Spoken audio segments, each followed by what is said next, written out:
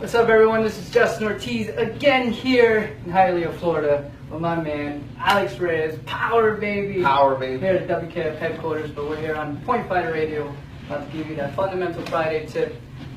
This is very exciting. I love the fact that Alex Reyes is doing this for the sport. A lot of things that he's doing for sport I approve of, as he would say. It's Justin Ortiz approved. Point Fighter approved. But what I'm just trying to show you is the difference between the D sides and how we throw it, and throw it differently against different types of fighters. Again, I'm a small guy, so I have to do different types of ways and different angles of techniques so that it can actually score on the person I'm fighting, depending on their length, their height, and their weight. But this is our regular D side where I step back and there's the blitz and there's my D.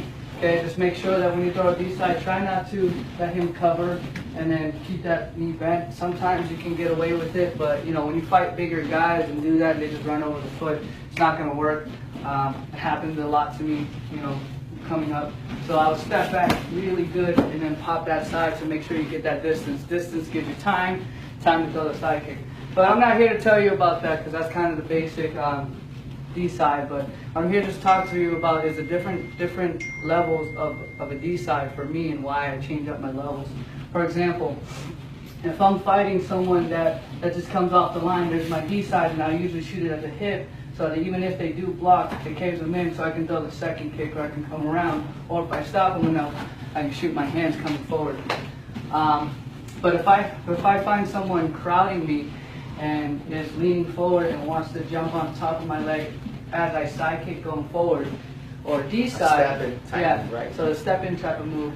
So let's say if I side kick going forward or D side, either way, and he comes in and he steps in, bends my knee and just smacks me with a back fist. What I like to do is I change the level. So instead of aiming for the ribs, which people would do, right? The problem is if I aim for the ribs and he crowds and he puts his hand to block, you know what I'm saying? I'm still getting that.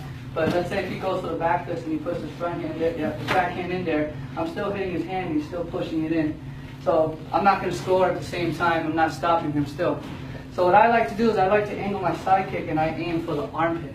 And here's the reason why. So let's say if I'm going forward or stepping out the D side, what I'll do is I aim for the armpit. One, if you try to extend that arm, it stops the arm from extending. Right? Two, if he tries to push up, it lifts him back up and brings him back to where he came from. Okay, so then that's the whole goal of throwing that D side. So if you get someone that crowds you and you're throwing an offensive side kick, I'll aim for the armpit and stop him, have him come back. Even if it's the D side and he tries to crowd me, I'll aim for the armpit and push him back.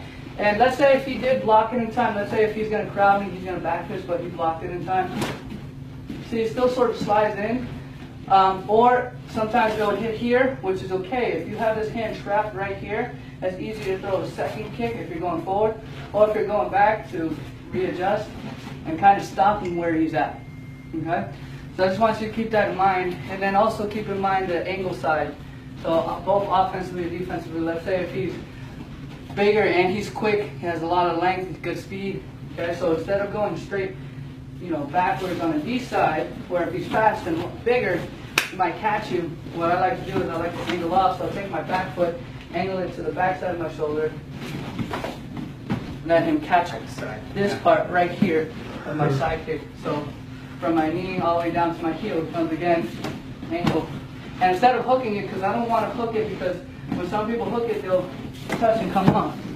Now my job is to stop the opponent where it's at, so if I side, boom, I'll stop him. I'll come with my hand, or if I stop him, I'll come with the second technique or third technique.